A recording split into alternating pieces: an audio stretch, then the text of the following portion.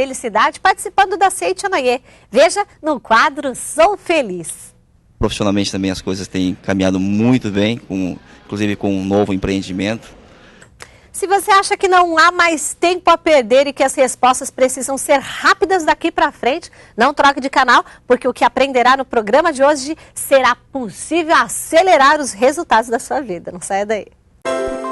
Com o livro Mente Câncer, você aprende qual é a causa mental dessa doença e como se livrar dela, bem como vários relatos surpreendentes de curas após as pessoas atingirem um estado mental que domina os sintomas dessa doença.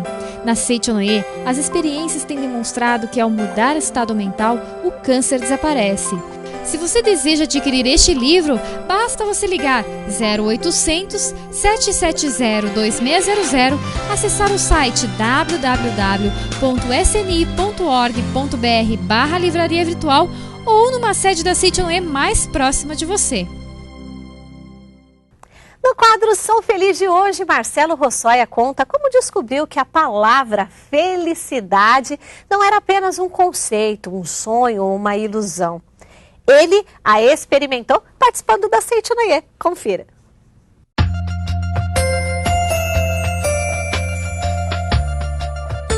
É a Seitianoye trazendo muitas coisas boas para você através dos depoimentos de pessoas que vêm praticando o ensinamento da Seitianoye, transformando a vida delas para melhor. É o caso do Marcelo Rossoia, que participa aqui da Seitianoye em Presidente Prudente, interior da capital de São Paulo. E só coisas boas acontecem na sua vida, não é? Com certeza, nos últimos anos a gente tem se dedicado, trabalhado pela Seitianoye, para a Seitianoye, e não vou dizer vantagens, mas as graças têm sido enormes, têm sido fantásticas para que nossa vida tenha se caminhado para o lado da luz realmente. Para as pessoas que estão assistindo o programa da Seitianoye em casa, de que maneira elas podem confirmar que a sua vida mudou? Olha, eu poderia falar em números aí, motivos, mas no passado recente aí eu estava com algumas crises existenciais e eu falei assim, Deus, estou precisando de um norte, estou precisando de uma razão para a minha vida, que eu achei que estava bastante atribulada, não tinha um objetivo. Conversei muito sério com Deus, me deu uma bronca e em questões assim de dias acabou aparecendo uma pessoa de 15 anos atrás na minha vida. Profissionalmente também as coisas têm caminhado muito bem, inclusive com um novo empreendimento.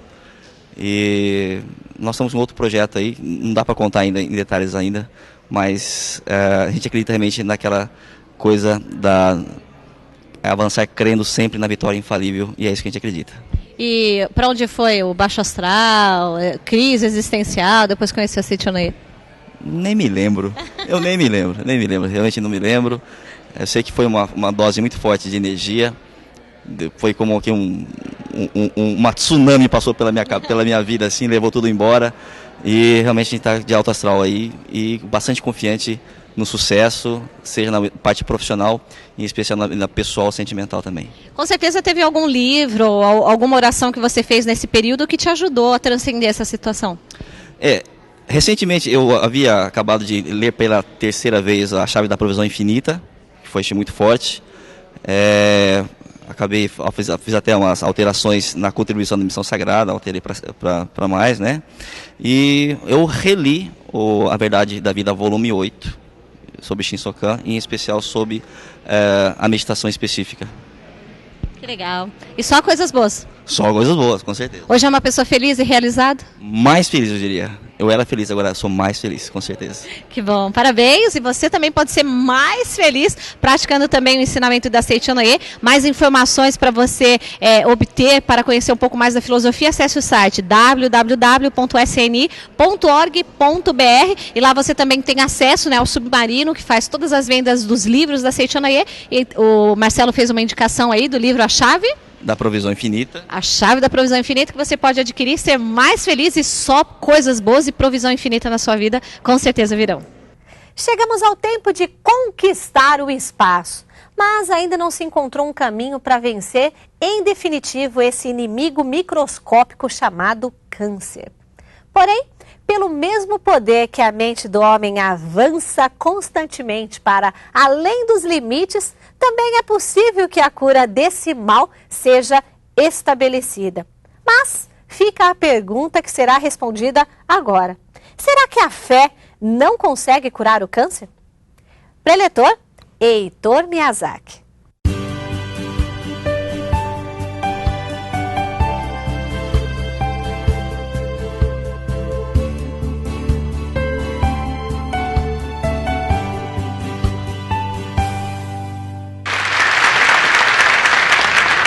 Tudo tem jeito, né? Tudo. Tem algumas coisas que, para quem não conhece, talvez não tenha jeito. Como o bêbado entrou no metrô, olhou para uma mulher e falou: a senhora é a mulher mais feia que eu já vi na minha vida. E todo mundo olhou para a mulher ficou meio sem graça e novamente ele olhou para a mulher: a senhora é a mulher mais feia que eu já vi na minha vida. E ela ficou com raiva: e o senhor é o bêbado mais bêbado que eu já vi na minha vida. E ele: mas amanhã eu vou estar bom.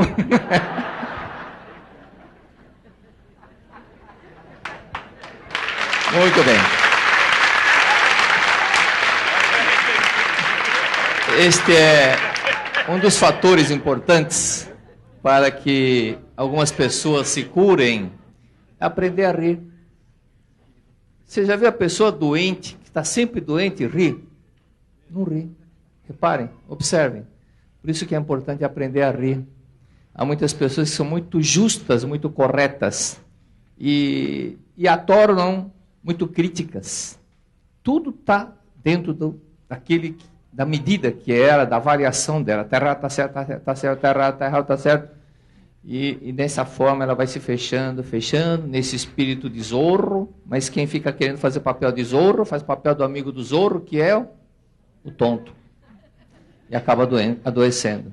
E muitas pessoas acabam até morrendo precocemente. Então você que está em casa, se você está um pouco doente, só pensando na doença, vamos ficar curados, vamos ajudar, pensar em ser úteis às pessoas, e com isso você vai ver a doença desaparecendo. E se alguém, você que está de cama, está em casa, quando alguém lhe pergunta como é que você está, o que você responde? Ah, tá mal, ai, não sei o quê, né? Lembra daquela ave dos Andes, condor? Estou com dor aqui, com dor ali. E dessa forma você nunca vai ficar curado. Um dos fatores fundamentais nós entendermos aquilo que a Seichonen ensina sobre a doença. A Seichonen mostra que a doença pode ter origem vertical. Dentro dessa verticalidade, nós podemos trazer as pessoas, muito comum isso, algumas pessoas nascem doentes, vivem a vida toda doente, porque ela traz uma série de karmas negativos de outras vidas, e elas procuram, através de um sofrimento, querer resgatar, se purificar desses pecados que ela cometeu. E dentro dessa verticalidade também ocorre antepassados que morreram com a mesma doença. E essas pessoas que fazem parte da família, que morreram com essa mesma doença, enquanto elas não entenderem a verdade lá no mundo espiritual, vão continuar sofrendo com o mesmo problema que a levou à morte. Por isso que é muito comum pessoas dizerem: meu pai morreu com a mesma doença, meu avô morreu com a mesma doença, eu estou com a mesma doença. O que tem que fazer? Salvá-los, iluminá-los, transmitir a verdade para que possam libertá-los desse sofrimento. E a verdade está aqui em palavras atuais, na Sutra Sagrada Chuva de Néctar da Verdade.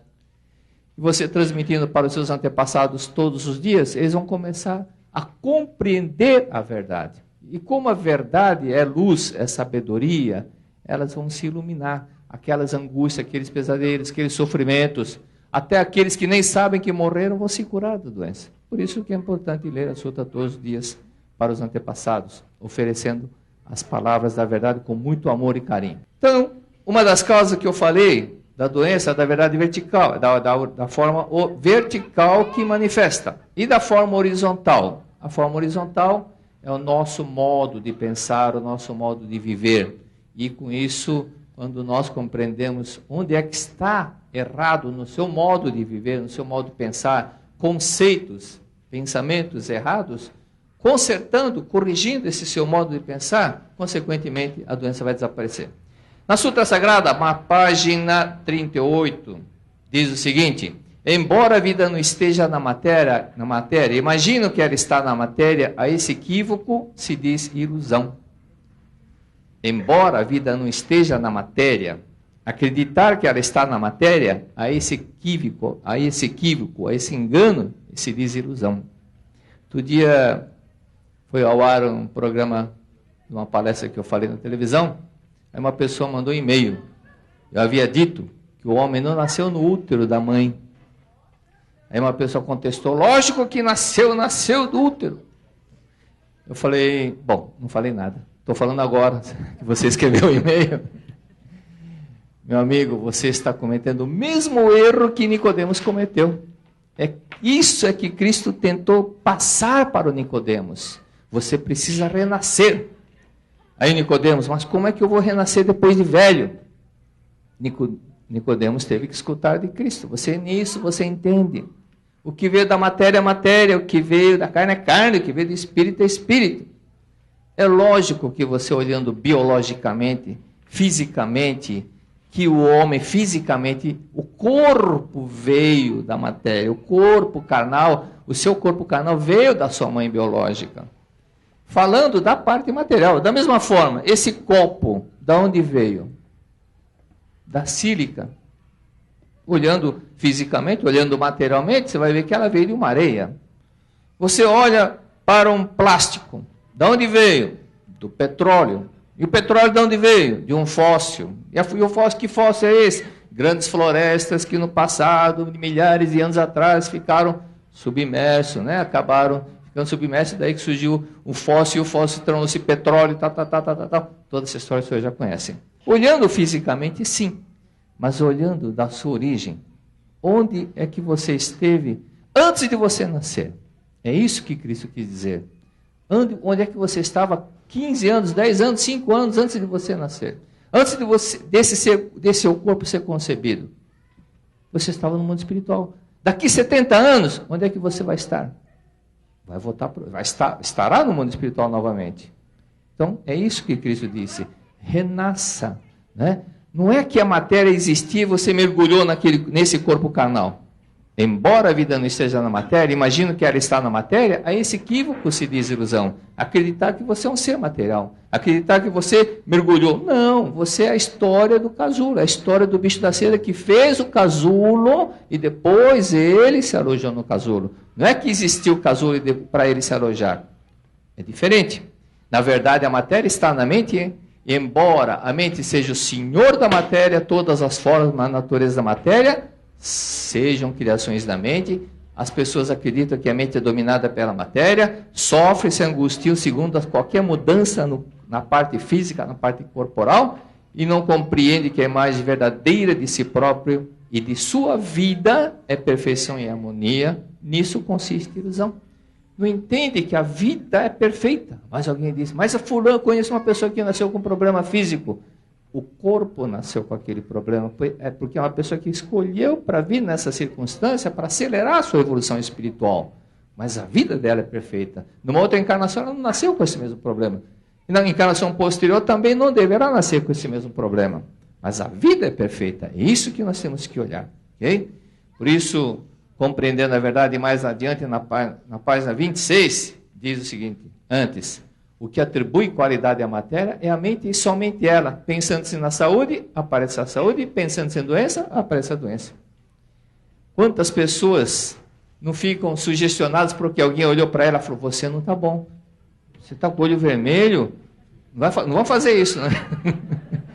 Tem pessoas que ficam sugestionadas e acabam adoecendo. Verdade?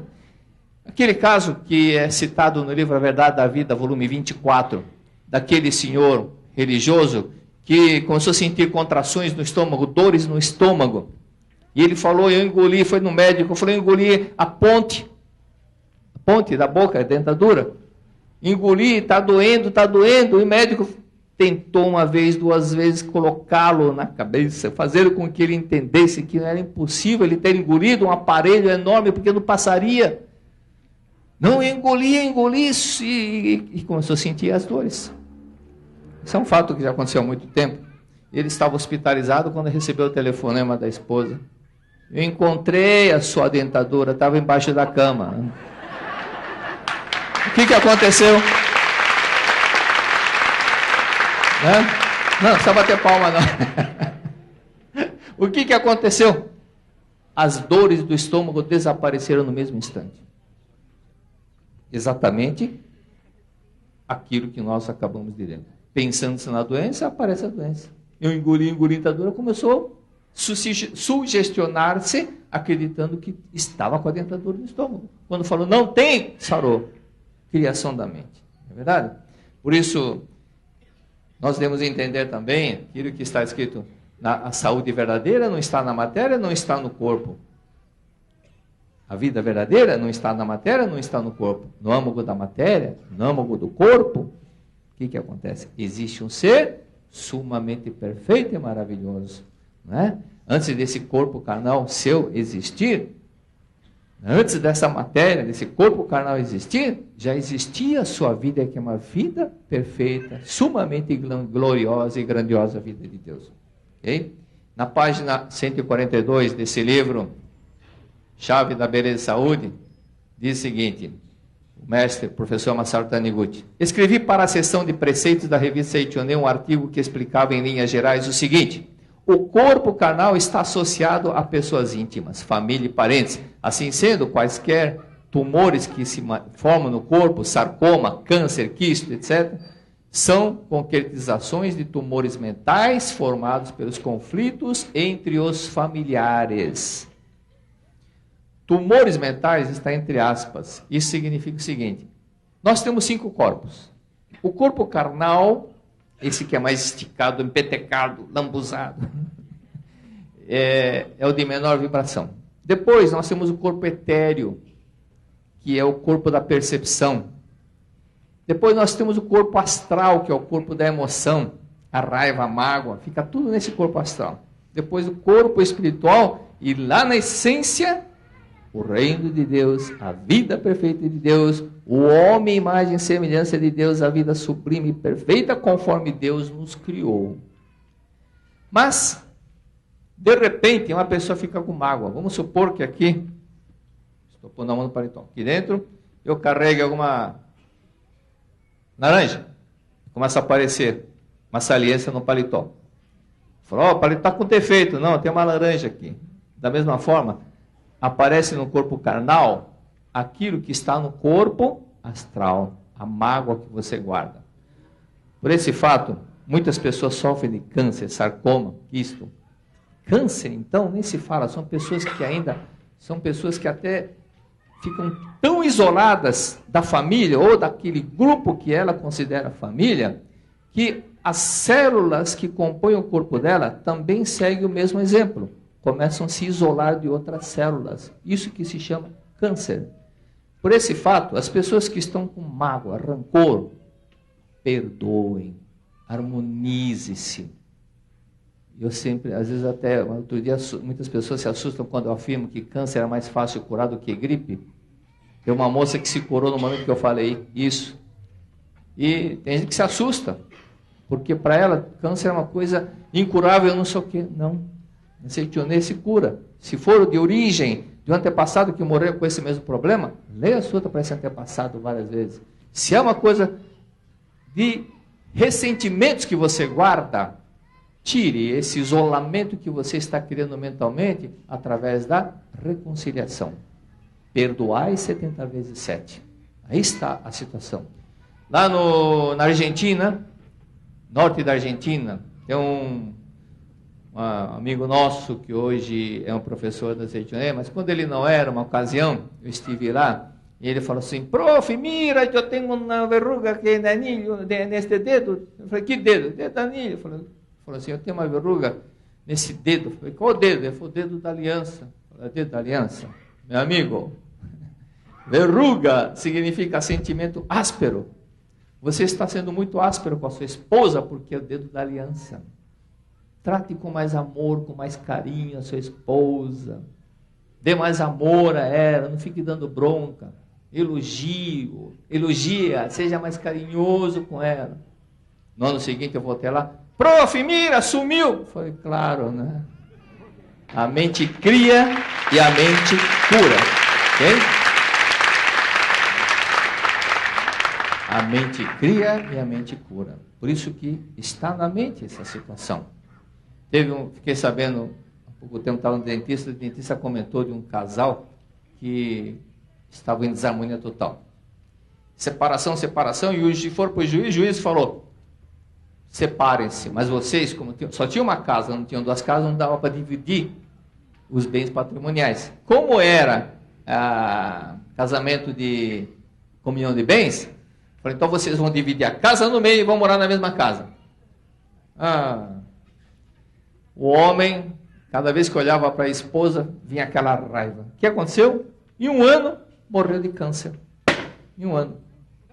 Então, quando a pessoa fica querendo até aquilo que eu falei das células cancerosas, são projeções da mente que está em desarmonia, que quer se separar de outra pessoa, então começa a criar esse tipo de problemas. Ok? Por isso que, se você está numa situação semelhante, de desarmonia, de conflito, aprenda a manifestar o amor. Na página 114 diz o seguinte: as doenças da boca manifestam em pessoas cujas palavras cortam e ferem como uma espada afiada. Tem gente que quebra a boca só para magoar as pessoas. O estado do corpo carnal simboliza a própria pessoa. Assim, o que sai da boca, a palavra, é afiado e fere os outros. O que é que Cristo falou? Não é o que entra pela boca que contamina o homem, mas aquilo que sai da boca. Não é saliva, não. Que tipo de palavras que você está usando? Mais adiante diz, além disso, pode manifestar também como uma doença que afeta o reto ou ânus, que provoca uma dor cortante quando se faz sair aquilo que é para sair. O que você comeu e não serve? Na hora de sair? Ou seja, em outras palavras, hemorroida, ou aquelas pontadas que dá no reto que a pessoa fica com muitas dores no reto no ano. O mestre diz, são pessoas que muitas vezes agridem com palavras em casas familiares e começam nesse sentimento, nessa forma dele proceder, ele vai carregando sentimento de culpa porque ele não está sendo generoso, não está manifestando o amor, não está manifestando a bondade. Doenças como fissura anal, hemorroidas, prolapso anal, hemorragia anal, etc., têm maior incidência nas pessoas de temperamento irascível, que proferem palavras ásperas e cortantes e repreendem os outros aos gritos. Então, se nós tivermos ainda esse hábito de, não, eu já falei! Não, mas vamos agir com amor, esse é o caminho.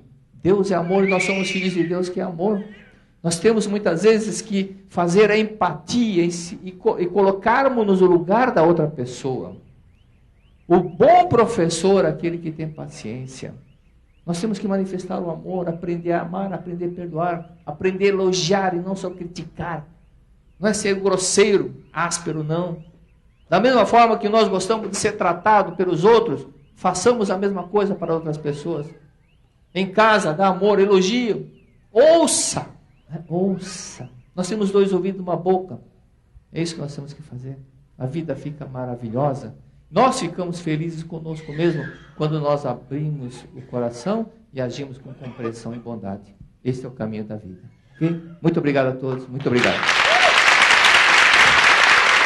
É bom saber que nada pode ser mais forte que uma oração, uma crença e um instante para saltar do impossível para a realidade. E é isso que vamos aperfeiçoar agora no nosso momento de reflexão.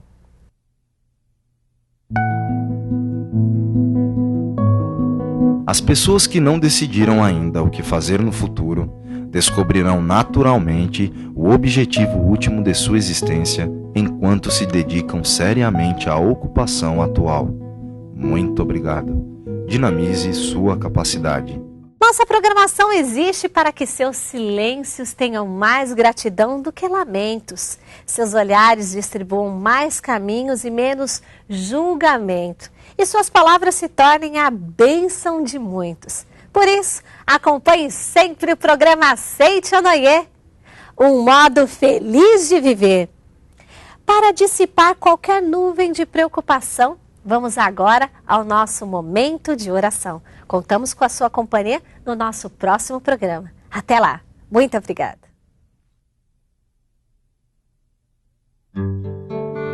Oração quando você sofrer injúrias.